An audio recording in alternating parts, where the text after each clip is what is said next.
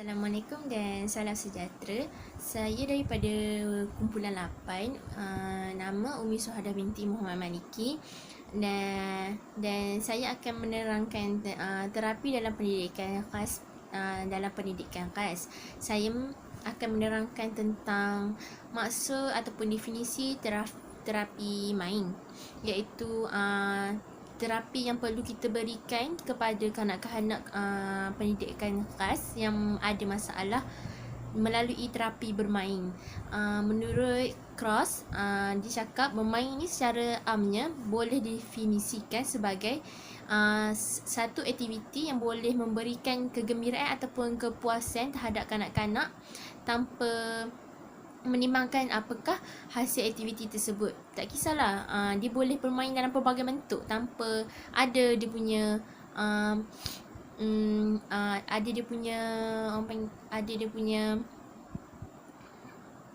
hasil. And Descartes pula dia mengatakan bahawa teori ni mengatakan bahawa main adalah penting kepada kanak-kanak untuk dia luahkan rasa dia, luahkan perasaan dia, luahkan bakat yang dia ada dalam diri dia untuk memberitahu kepada orang lain dengan cara bermain. Sebab itu dipanggil terapi bermain. Terapi main ni membantu murid menunjukkan komitmen dan dia fokus sepenuhnya apabila aktiviti dijalankan. Contoh, kita perlu bagi kanak-kanak ni menjalankan satu aktiviti dan kita perlu supaya dia lebih fokus untuk jalankan satu aktiviti tersebut. Contoh, kita boleh buat terapi bermain melalui bermain dalam kumpulan dengan kawan-kawan dia yang lain. Dari aspek psikologi pula, terapi ni memberi peluang kepada kanak-kanak untuk memperolehi perasaan dan mengawal keadaan yang dapat membantu kanak-kanak untuk berurusan dengan realiti sebenar. Bila dia menjalankan sesuatu aktiviti ataupun dia bermain, dia akan bila dia bermain dengan ramai-ramai dengan kawan dia, dia mesti akan belajar untuk kawal perasaan dia. Dan bila di luar sana ni, dia akan dapat bantu dan dia dapat berurusan dalam keadaan realiti sebenar. Konsep terapi bermain pula, melalui bermain, kanak-kanak lebih mengenali dunia dan ruang fizikal disediakan melalui di setiap pendidikan khas, integrasi pendidikan khas perlu sediakan tempat khas ataupun ruang fizikal untuk kanak-kanak tu menjalankan satu aktiviti bermain. Perlu ada tempat khas, barulah kanak-kanak tersebut rasa seronok untuk menjalankan aktiviti. Dan dengan aktiviti bermain juga, kanak-kanak berpeluang meneroka identiti masing-masing. Apabila dia dapat bermain dengan kawan-kawan dia, itu membagi satu terapi kepadanya untuk dia kenal dia punya identiti kawan-kawan dia yang lain. Okey, itu saja konsep bermain daripada saya. Sekian, terima kasih.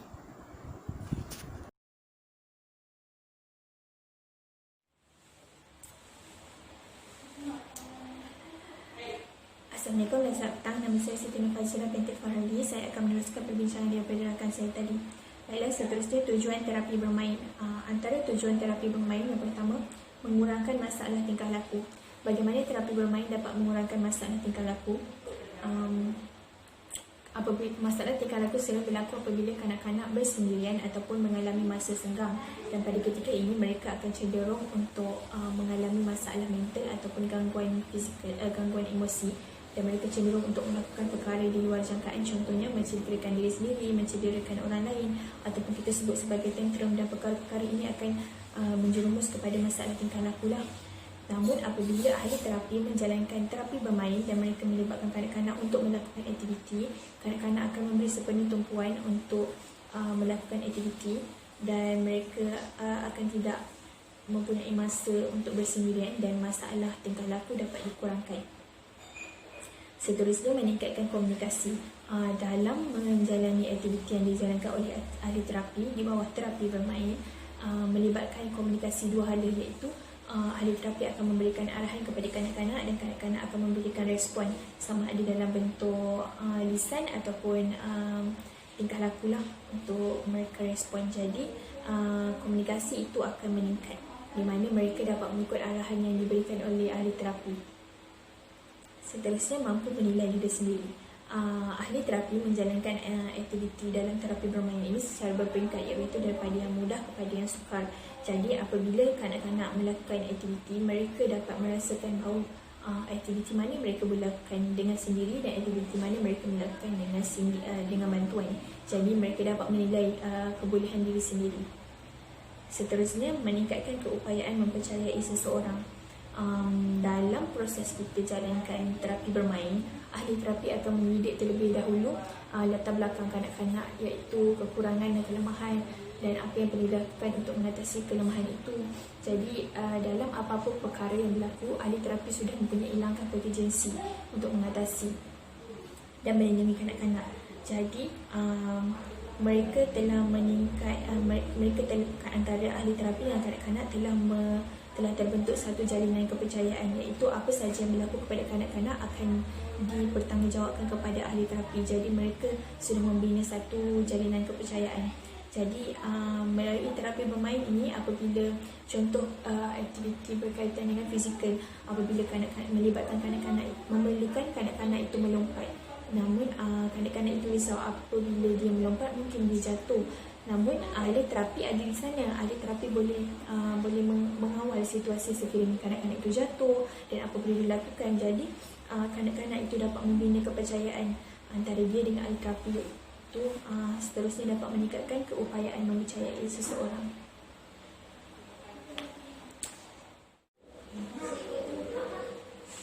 Baiklah, seterusnya kelebihan terapi bermain. Antara kelebihan terapi bermain yang pertama, memberi peluang kepada kanak-kanak untuk membuat pilihan sendiri, iaitu ahli terapi boleh melibatkan kanak-kanak untuk mereka memberi peluang kepada kanak-kanak untuk mereka memilih aktiviti yang ingin mereka lakukan sendiri. Contohnya, ahli terapi juga boleh membentuk kumpulan dan melantik seorang ketua, dan ketua perlu membuat keputusan untuk menentukan aktiviti yang ingin mereka lakukan. Perkara ini dapat membentuk sifat berdikari dan kebertanggungjawaban dalam diri kanak-kanak dan turut memberi peluang untuk mereka membuat pilihan tentang aktiviti yang mereka akan lakukan. Seterusnya, menyediakan tempat yang selamat bagi meluahkan perasaan. Dalam proses menjalankan aktiviti terapi bermain itu, kanak-kanak dengan ahli terapi sudah membina satu jalinan kepercayaan. Jadi sudah tidak menjadi masalah untuk kanak-kanak meluahkan perasaan sekiranya mereka mengalami masalah, jika terdapat apa-apa keraguan, apa-apa yang ingin ditanya. Jadi hubungan antara mereka dengan ahli terapi itu sudah tidak ada halangan. Jadi mereka sudah mempunyai tempat yang selamat untuk meluahkan perasaan. Itu saja daripada saya. Maaf jika terkurang dan terlebih. Selamat Hari Raya.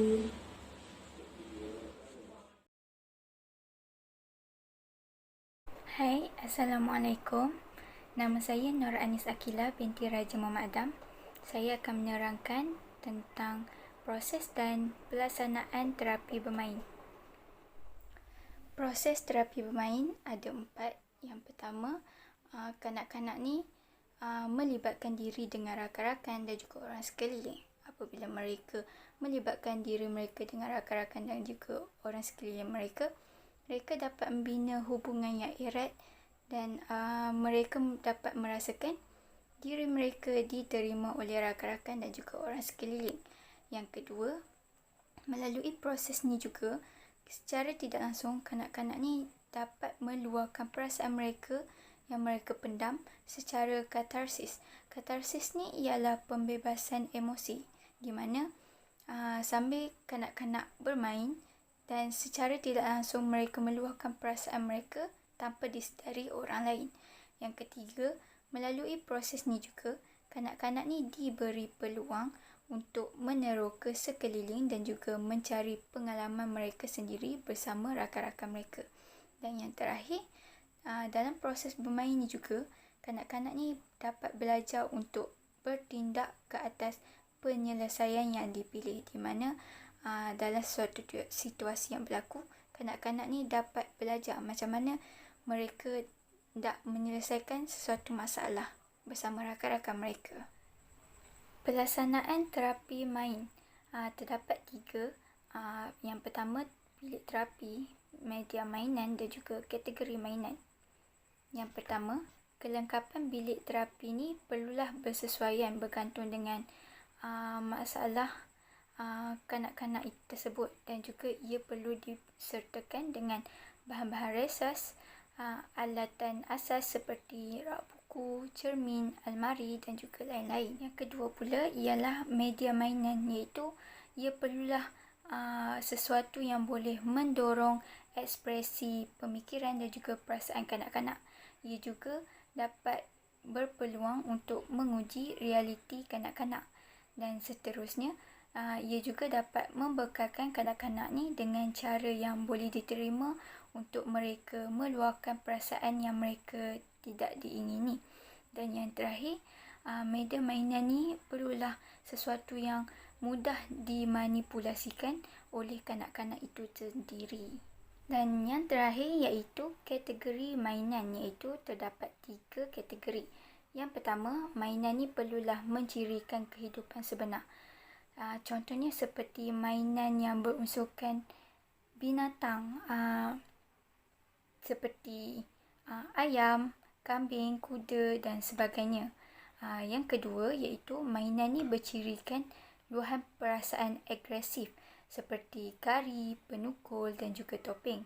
Dan yang terakhir iaitu mainan ni bercirikan luahan perasaan kreatif seperti krayon, play-doh dan boneka. Krayon ni adalah salah satu aktiviti yang dapat membantu kanak-kanak ni untuk meluahkan perasaan mereka, di mana mereka ni dapat melukis mengikut ekspresi dan juga perasaan mereka, dan kita boleh bacanya melalui warna yang mereka pilih. Assalamualaikum warahmatullahi wabarakatuh. Nama saya Raja Nurul Ilana binti Raja Idras Baluzaman akan menyambung dengan topik terapi aroma. Terapi aroma adalah satu rawatan yang menggunakan bauan atau wangian yang didapati daripada hasil pati minyak. Okey, terapi aroma dikatakan dapat melegakan beberapa simptom fizikal serta menenangkan fikiran dan juga emosi. Terapi aroma sudah diguna pakai sejak 6,000 tahun lalu oleh masyarakat Mesir, seterusnya digunakan oleh masyarakat Yunani dan Rom, dan sehingga kini masih digunakan pakai oleh masyarakat. Okey, konsep daripada terapi aroma adalah menggunakan aroma atau bauan yang terhasil daripada tumbuhan herba dan bunga-bungaan. Okey, dia juga menggunakan minyak wangi ataupun bahan semasa menjalankan sesi rawatan. Kaedah rawatan ini juga adalah holistik kerana ia dapat memberikan kesan yang positif terhadap seseorang dari segi jasmani, rohani dan juga mental. Okey, daripada menggunakan terapi aroma ni juga dapat merangsang otak pesakit, dan ia juga merupakan satu seni penyembuhan yang berasaskan daripada bahan semula jadi. Okey, kepentingan terapi aroma kepada kanak-kanak berkumpulan khas ada berbagai, antaranya adalah dapat meningkatkan tumpuan kanak-kanak ADHD, dapat mengurangkan seizure kanak-kanak epilepsi, menenangkan kanak-kanak yang tantrum, membantu merangsang pertuturan dan komunikasi kanak-kanak, serta meningkatkan keupayaan fizikal dan mental dan merangsang pemikiran kanak-kanak untuk berfikiran secara kreatif. Okey, antara terapi aroma yang digunakan dan sesuai dengan fungsinya adalah seperti lavender. Lavender dapat mengawal emosi dan menghilangkan stres. Ia juga sesuai untuk digunakan kepada kanak-kanak autism. Seterusnya adalah balsam. Balsam dapat meningkatkan tumpuan. Jasmin dapat hilangkan stres dan pudina dapat tingkatkan fokus, menenangkan. Sesuai digunakan kepada kanak-kanak autism, ADHD dan juga ADD. Sekian daripada saya. Terima kasih. Assalamualaikum. Saya akan menerangkan kepentingan terapi aroma. Kepentingannya adalah untuk meningkatkan kemahiran pengamatan kanak-kanak ketika melakukan aktiviti yang melibatkan terapi aroma, seperti membuat hiasan pada tin atau botol dengan menggunakan pelbagai herba atau bau-bauan. Kemudiannya ianya merangsang pemikiran dan kreativiti murid semasa melakukan aktiviti yang suasana tenang, serta untuk memperbaikikan kualiti hidup dan keyakinan diri. Seterusnya adalah untuk membantu dan merasakan pertuturan dan komunikasi murid-murid dengan rakan, guru atau ibu bapa. Seterusnya ialah untuk membantu untuk meningkatkan keupayaan mental dan emosi, sama ada seperti meningkatkan kemahiran perempuan dan pengamatan kanak-kanak ADHD, Kemudiannya mengurangkan Schuzer bagi kanak-kanak yang menghidap epilepsi serta menindakkan kanak yang cenderung untuk tantrum. Okey, antara contoh-contoh bau-bauan adalah seperti lavender. Fungsinya adalah untuk menghilangkan stres serta mengawal emosi yang tidak stabil. Seterusnya bauan jasmin, ianya berfungsi untuk menghilangkan stres. Kemudian jenis bauan yang seterusnya adalah rose. Ianya dapat menenangkan emosi. Kemudiannya adalah blossom. Blossom adalah dapat meningkatkan tumpuan serta mengurangkan sakit kepala. Terima kasih.